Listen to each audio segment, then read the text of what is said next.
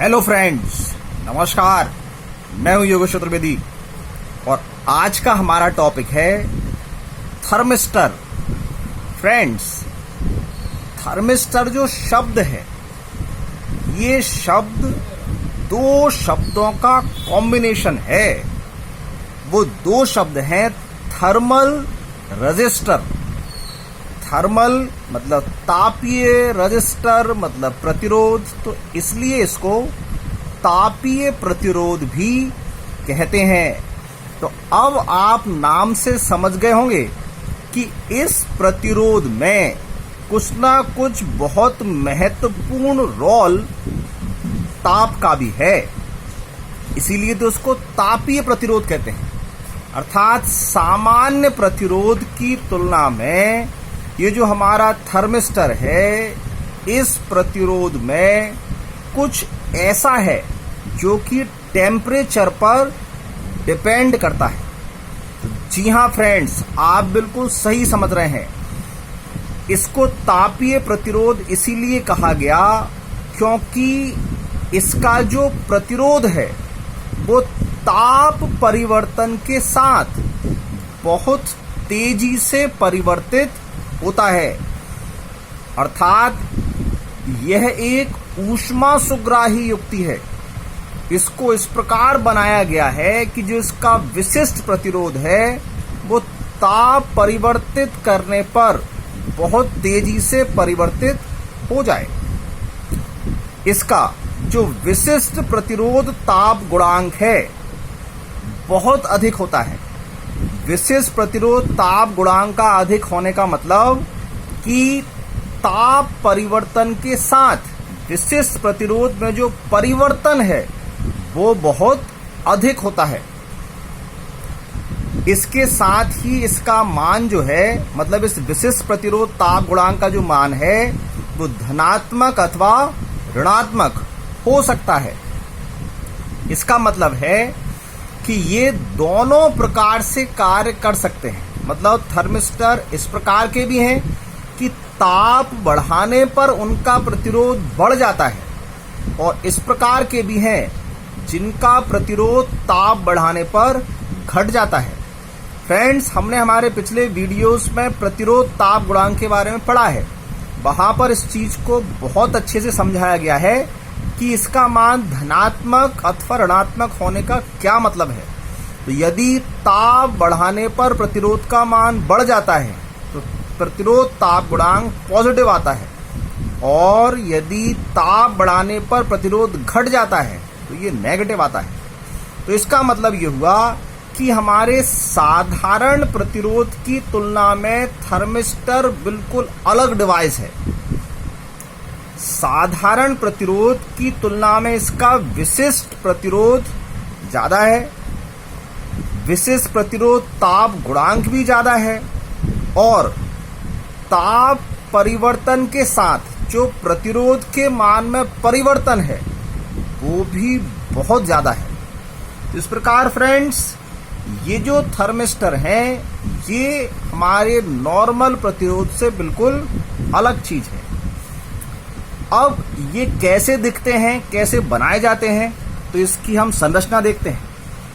तो ये प्रायः धातुओं जैसे निकेल, कोबाल्ट, तांबा आदि के ऑक्साइड के बने होते हैं, जो कि अर्धचालक भी होते हैं।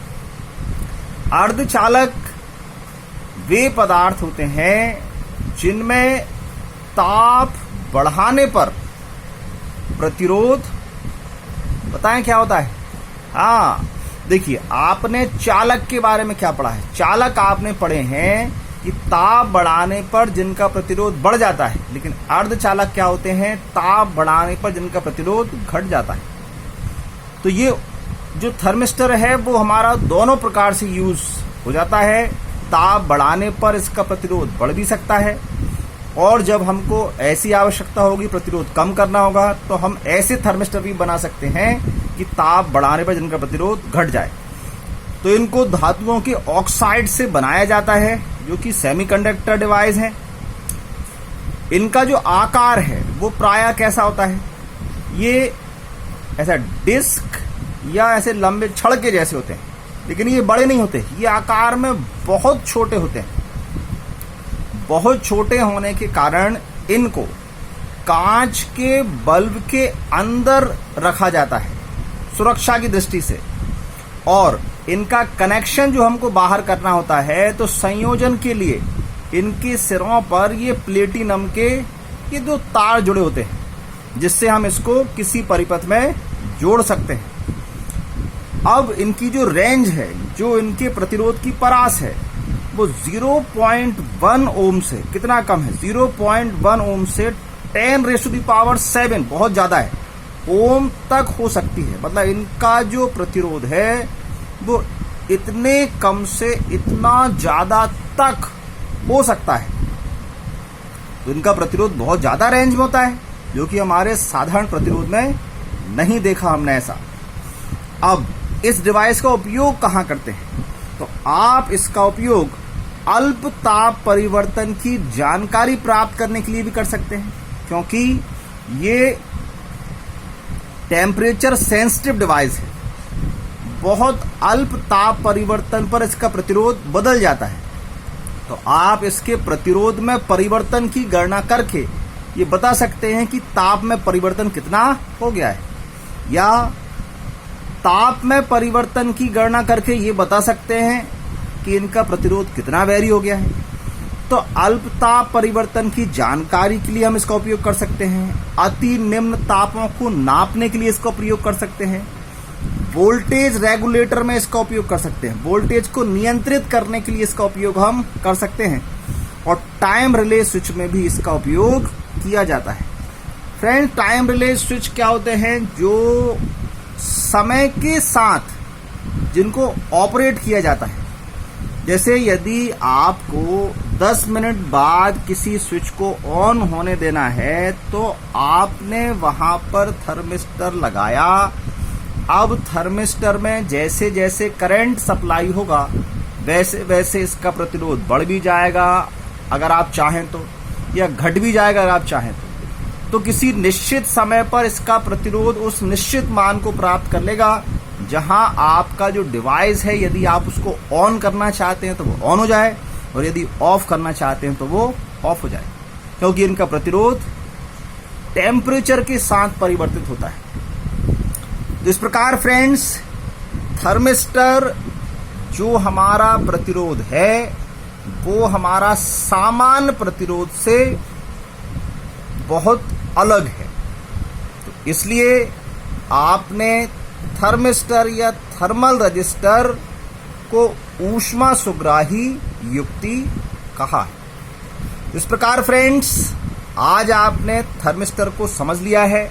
अच्छा टॉपिक था, ये इम्पोर्टेंट टॉपिक था। आप इसको जरूर तैयार करिए और अपने नोट्स में इसको बहुत अच्छे से लिखें, क्योंकि टॉपिक इम्पोर्टेंट है। फिर मिलेंगे अपने नेक्स्ट वीडियो में ऐसे ही किसी इम्पोर्टेंट टॉपिक को समझेंगे।